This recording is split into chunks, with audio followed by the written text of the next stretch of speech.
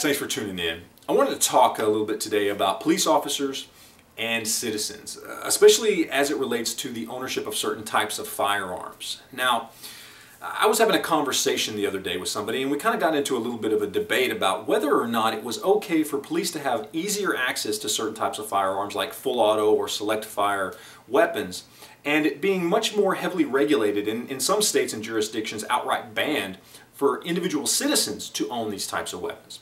Now, this led into a debate of whether or not police needed those types of weapons to protect society and the individuals because of their job, because of their duty, whereas the citizen didn't need or require these types of weapons.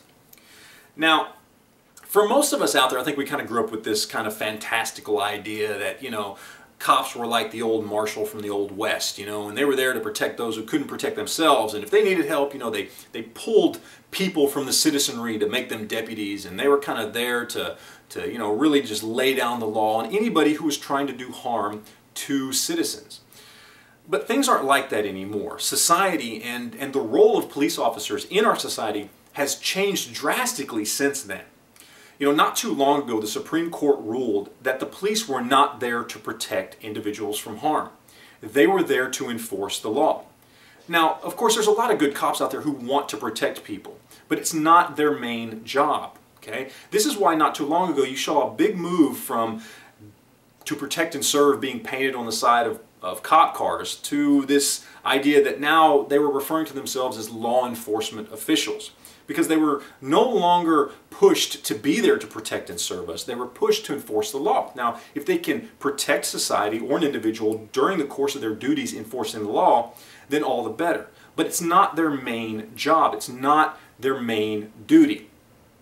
So when you take that into consideration, when you put that into the equation of whether or not the police require certain types of weapons that are much more restricted or outright banned for the individual, then we start to understand that it's completely wrong. That we as individual citizens, we should have the right to own the same things, and maybe even some things that the police can't.